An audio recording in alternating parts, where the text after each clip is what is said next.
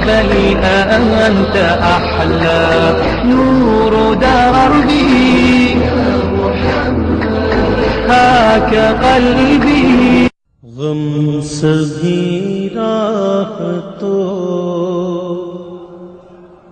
تسکین میں ڈھل جاتے ہیں. الحمد للہ رب العالمین والصلاة والسلام على سید الاولین والآخرین سیدنا و نبینا مولانا محمد وعلى آلہ واصحابہ اجمعین. اما بعد. محترم ناظرین کرام، السلام علیکم ورحمۃ اللہ وبرکاتہ. میں آپ کا خیر مقدم کرتا ہوں پروگرام اسلام کی روشنی میں، جس میں ہم کتاب و سنت کی روشنی میں مختلف امور پر تبادلہ خیال کر رہے ہیں. محترم ناظرین کرام، اس پروگرام کو کیونکہ ہم ربیع الاول کے ماہ میں آغاز کیے تو اس بنا پر حضور صلی اللہ علیہ وسلم سے متعلق احادیث شریفہ پڑھ رہے ہیں.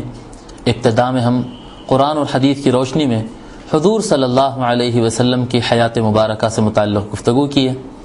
اس کے بعد حضور صلی اللہ علیہ وسلم کے علمی مقام سے متعلق ہم گفتگو کیے. محترم ناظرین کرام، آج کا ہمارا موضوع ہوگا کہ قبر کے اندر جو 3 سوال ہوتے ہیں اس میں حضور صلی اللہ علیہ وسلم سے متعلق پوچھے جانے والے سوال کی اہمیت کیا ہے. محترم ناظرین کرام، یہ جو دنیا ہے، یہ دنیا میں ہم بستے ہیں، رہتے ہیں، عمل کرتے ہیں. اچھے اعمال بھی ہوتے ہیں، برے اعمال بھی ہوتے ہیں. کئی لوگ ہم میں صاحب ایمان بھی ہوتے ہیں، کئی لوگ ہم میں غیر مؤمن بھی ہوتے ہیں. ان کے دل اللہ اور اس کے رسول صلی اللہ علیہ وسلم کے پر ایمان اور اطاعت سے محروم رہتے ہیں.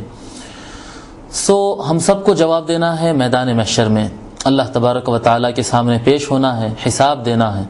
جو ایمان والے ہوں گے اور اچھے اعمال والے ہوں گے وہ جنت میں جائیں گے اور ہمیشہ وہیں پر رہیں گے، اور جو بد اعمال رہیں گے وہ دوزخ میں جائیں گے، یا پھر اللہ ان کو معاف کرے گا. اور جو صاحب ایمان ہی نہیں ہوں گے، جو لا الہ الا اللہ محمد الرسول اللہ صلی اللہ علیہ وسلم کلمہ برحق کو نہیں مانتا تھا، وہ دوزخ میں ہمیشہ ہمیشہ کے لیے چلا جائے گا.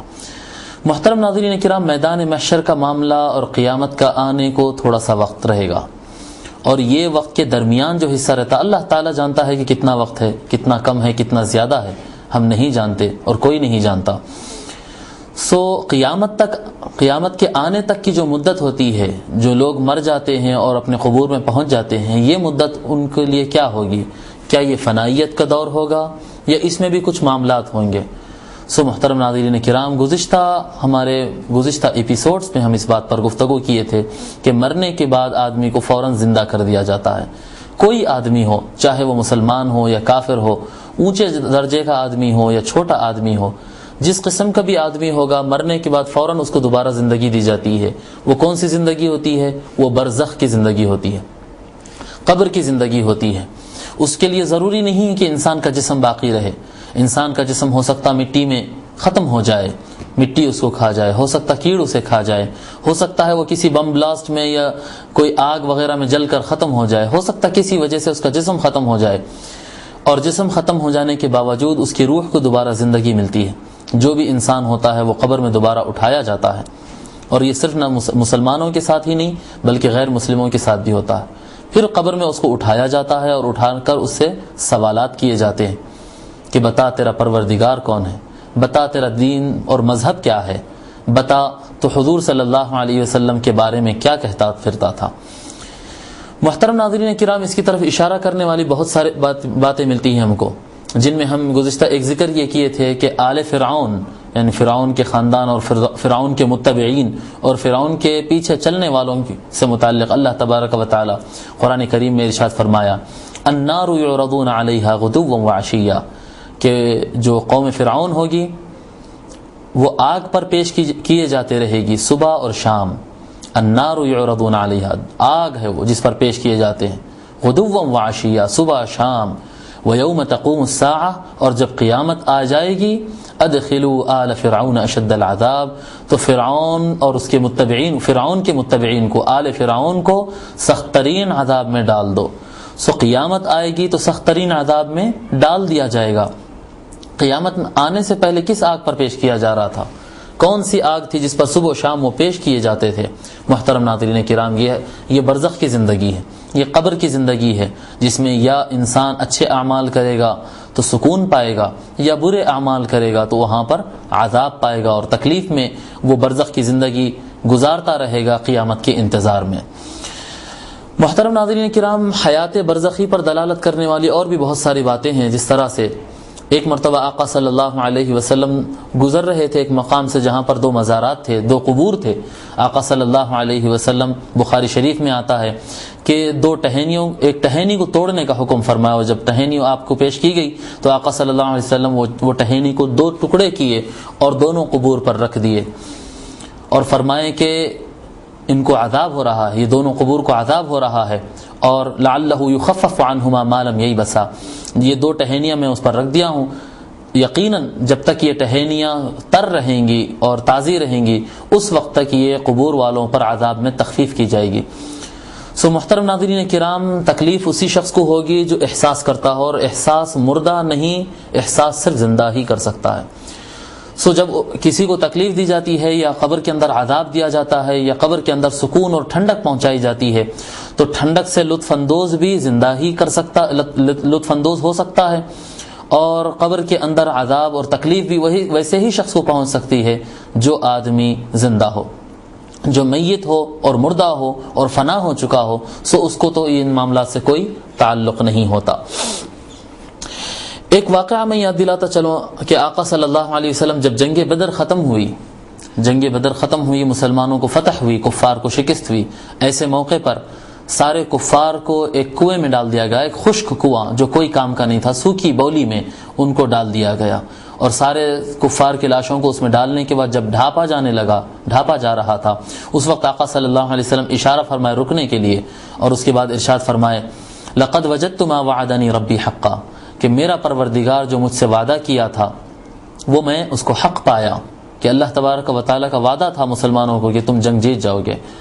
تو آقا صلی اللہ علیہ وسلم فرماتے ہیں لقد وجدت ما وعدنی ربی حقا، جو میرے پروردگار نے مجھ سے وعدہ کیا تھا، میرے رب نے مجھ سے وعدہ کیا تھا، اس کو میں حق پایا، وہ درست پایا۔ فہل وجدتم ما وعدکم ربکم حقا، تمہارے خداؤں نے جو تم سے وعدہ کیا تھا کیا تم نے اس کو سچ پایا ہے؟ کیونکہ وہ بھی کفار بھی دعویٰ کیے تھے کہ ہمارے خداؤں نے ہم کو یہ وعدہ دیا ہے کہ جنگ ہم جیتیں گے۔ تو آقا صلی اللہ علیہ وسلم سوال فرماتے ہیں وہ ان لاشوں سے، کفار کے ان لاشوں سے فرماتے ہیں کیا تمہارے پروردگار نے جو تم سے وعدے کیے تھے اس کو تم نے سچ پایا ہے؟ تو محترم ناظرین کرام، ایسے وقت میں جب آقا صلی اللہ علیہ وسلم یہ الفاظ فرما رہے تھے، حضرت عمر رضی اللہ تعالیٰ عنہ عرض کرتے یا رسول اللہ او یسمعون، کہ یا رسول اللہ کیا وہ لوگ سنتے ہیں؟ لاش پڑے ہوئے ہیں، جو میت ہیں ان سے کیسے سوال کرنا، جبکہ ابھی ان کو بند بھی نہیں کیا گیا، ان کے گڑے میں بند بھی نہیں کیا گیا، بند کرنے سے پہلے ان سے یہ کہا جا رہا ہے یا رسول اللہ کیا وہ سنتے ہیں؟ تو حضور صلی اللہ علیہ وسلم ارشاد فرماتے ہیں احسن منک، عمر تم سے بہتر طریقے سے سنتے ہیں، ولکن لا یجیبون، لیکن یہ جواب دینے کی صلاحیت نہیں رکھتے ہیں، ان کو یہ جواب نہیں دے سکتے، یہ جواب نہیں دیتے ہیں، لیکن سنتے ضرور ہیں اور تم سے بہتر سنتے ہیں۔ سو سنتا کون ہے؟ کیا میت سن سکتی ہے؟ کیا مردہ سن سکتا ہے؟ یقیناً اس کا معنی یہی ہوتا ہے کہ مرنے کے فوراً بعد ایک زندگی ہے، یہاں سے جیسے آنکھیں بند ہوگی، میں اکثر عرض کرتے رہتا ہوں کہ موت ایک کاما کے مانند ہوتا ہے، جو 2 سینٹنسز کے درمیان، سینٹنس تو بڑا لمبا ہوتا ہے، ایک کاما بیچ میں آتا ہے، اس کا دوسرا سینٹنس شروع ہو جاتا ہے، 2 زندگیوں کے درمیان بھی موت اسی طرح ہوتی ہے۔ ایک موت آتی ہے کہ انسان کو اس دنیا سے نکال کر عالم برزخ میں پہنچا دیتی ہے، پھر سور پھونکا جاتا ہے، پھر ایک موت آتی ہے، وہاں سے انسان عالم محشر میں منتقل ہو جاتا ہے۔ محترم ناظرین کرام، یہ جو عالم برزخ کا موقع ہوتا ہے، جب برزخ میں انسان پہنچ جاتا ہے، قبر کے اندر پہنچ جاتا ہے، بھلے اس کا جسم رہے یا نہ رہے، سو جب قبر کے اندر پہنچ گیا تو فرشتے اس کے پاس آتے ہیں اور اس کو اٹھا کر بٹھاتے ہیں اور اس سے سوالات کرتے ہیں، اور اس سے متعلق ہم انشاءاللہ تعالی احادیث شریفہ پڑھیں گے۔ جو آیتیں میں پیش کرنا تھا سو پیش کر دیا، انشاءاللہ تعالی کچھ احادیث ہم آج کے ہمارے اسی ایپیسوڈ میں اپنی بات کی دلالت کے طور پر کریں گے۔ اور ان احادیث شریفہ میں یہ بات واضح کرنا چاہوں گا کہ جو 3 سوال ہوتے ہیں، محترم ناظرین کرام، مشہور جو روایتیں ملتے ہیں، اکثر احادیث میں جو الفاظ ملتے ہیں اس میں ہم کو 3 سوال ملتے ہیں۔ 3 سوال، ایک اللہ تبارک و تعالیٰ کے بارے میں، اور ایک دین اسلام کے بارے میں، اور تیسرا حضور صلی اللہ علیہ وسلم کے بارے میں۔ محترم ناظرین کرام، آج کے اس پروگرام میں یہ میں بتانا چاہ رہا ہوں کہ ان تینوں سوالات کے درمیان اور ان تینوں سوالات میں سے سب سے زیادہ اہمیت تیسرے سوال کو ہوگی۔ ایک سوال ہوگا من ربک، بتاؤ تمہارا پروردگار کون ہے، تمہارا پروردگار کون ہے، یہ سوال کیا جائے گا۔ دوسرا سوال ہوگا ما دینک، تیرا مذہب کیا ہے، تو کس دین پر چلتا ہے۔ تیسرا سوال ہوگا ما کنت تقول فی ھذا الرجل، اس آدمی کے بارے میں تو کیا کہتا پھرتا تھا، کیا کہتا آ رہا تھا، ما کنت تقول فی ھذا الرجل۔ تین سوالات کیے جائیں گے، اور تینوں سوالات میں ہم آج کی احادیث میں یہ بات غور کریں گے کہ تینوں سوالات میں سب سے زیادہ اہمیت تیسرے سوال سے متعلق ہے، جو کہ حضور صلی اللہ علیہ وسلم کے بارے میں پوچھا جانے والا ہے۔ اب یہ بات ہم کو ثابت کرنا پڑے گا کہ سب سے زیادہ اہمیت تیسرے سوال کی ہے۔ اس کے لیے ہم احادیث شریفہ پڑھیں گے۔ دیکھیے آپ، میں یہ احادیث شریفہ پڑھنا شروع کرنے سے پہلے یہ بات بتا دوں کہ قبر کے اندر جو سوالات ہوں گے، وہ سوالات سے متعلق امام بخاری شریف کے اندر جو احادیث شریفہ لاتے ہیں، تینوں سوالات سے متعلق امام بخاری قبر کے اندر سوالات کیے جائیں گے۔ اس سے متعلق تو بہت سارے حدیث لائے ہیں، لیکن تینوں سوالات کا ذکر ایک جگہ بھی نہیں فرمائے۔ تین سوالات والی کوئی حدیث امام بخاری رحمت اللہ علیہ نہیں لائے۔ بخاری شریف کے اندر جتنے احادیث آپ کو قبر کے اندر کے سوال سے متعلق ملیں گے، اس میں صرف ایک ہی سوال ملتا جائے گا، وہ رہے گا حضور صلی اللہ علیہ وسلم کے بارے میں۔ اس میں کوئی اختلاف نہیں ہے کہ سوالات تو تین ہوں گے، سوالات تین ہوں گے، یا پھر بعض روایتوں میں آتا ہے کہ سوالات چار ہوں گے، یا بعض روایتوں میں اس سے زیادہ کا بھی ذکر ہے، کم کا ذکر نہیں ہے۔ تین سوال ہوں گے یا چار سوال ہوں گے یا پانچ سوال ہوں گے یا اس سے زیادہ سوال ہوں گے۔ سوالات کی کثرت اور قلت کے بارے میں مختلف روایت آتے ہیں، لیکن امام بخاری رحمت اللہ علیہ بخاری شریف کے اندر حالانکہ ان کا بھی عقیدہ یہی ہے کہ تین سوال ہوں گے یا اس سے زیادہ ہوں گے، اور وہ روایت ان تک پہنچی تھی، لیکن امام بخاری رحمت اللہ علیہ صرف اور صرف ایک نہیں، ایک سے زیادہ کئی مرتبہ 5 6 7 مرتبہ امام بخاری رحمت اللہ علیہ جو روایت لاتے ہیں، وہ سارے کے سارے روایتیں صرف تیسرے سوال کے بارے میں ہیں۔ وجہ کیا ہے؟ وجہ یہ ہے کہ تین سوالات میں تیسرا سوال جو ہے وہ کمپلسری سوال ہے، وہ فائنل سوال ہے، اور اسی پر انسان کے تقدیر کا فیصلہ کیا جائے گا۔ اسی کے اندر یہ بات کا فیصلہ ہوگا کہ کیا اس کے قبر کے اندر ٹھنڈک رہے گی یا اس کے قبر کے اندر آگ دہکائی جائے گی۔ اسی سے فیصلہ ہوگا کہ کیا اس کے قبر کے اندر جنت کی کھڑکی کھولی جائے یا دوزخ کی کھڑکی کھولی جائے اور اس کو لوہے کے ہتھوڑوں سے پیٹا جائے اور اس کے اندر ازدہے چھوڑے جائیں، اس کو تکلیف دی جائے یا اس کو سکون دیا جائے۔ یہ طے ہوتا ہے اور یہ فیصلہ کیا جاتا ہے تیسرے سوال سے، جو کہ حضور صلی اللہ علیہ وسلم سے متعلق ہے۔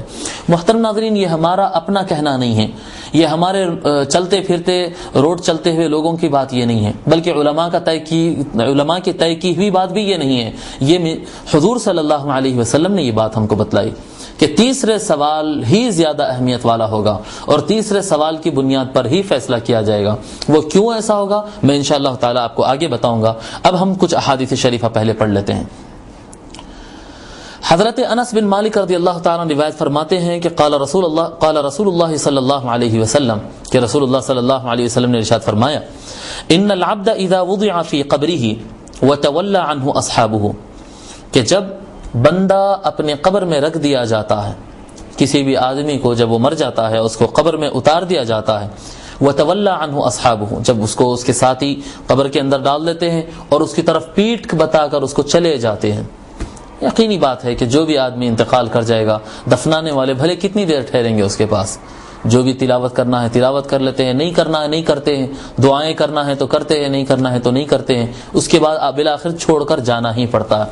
وَتَوَلَّ عَنْهُ أَصْحَابُهُ، جب اس کے ساتھی اس کو چھوڑ کر چلے جاتے ہیں۔ وَإِنَّهُ لَيَسْمَعُ قَرْعَ نِعَالِهِمْ، اور بے شک وہ سنتا ہے ان کے جوتیوں کی اور ان کے چپلوں کی آواز کو بھی۔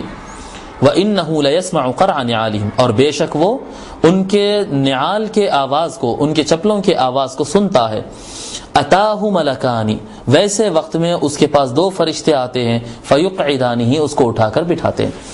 محترم ناظرین کرام، بات کو آگے بڑھانے سے پہلے میں عرض کرنا چاہوں گا، حضور صلی اللہ علیہ وسلم فرما رہے ہیں کہ جب میت کو قبر میں اتار دیا جاتا ہے اور اس کے ساتھی اس کو چھوڑ کر جاتے ہیں، اس وقت وہ جانے والوں کے قدم کے آواز کو سنتا ہے اور چپلوں کے آواز کو سنتا ہے، جبکہ چپل کی آواز عالم برزخ کی چیز نہیں ہے، بلکہ عالم دنیا کی چیز ہے۔ اب یہاں پر بھی یہ بات واضح ہو رہی ہے کہ مرنے کے بعد آدمی کو فوراً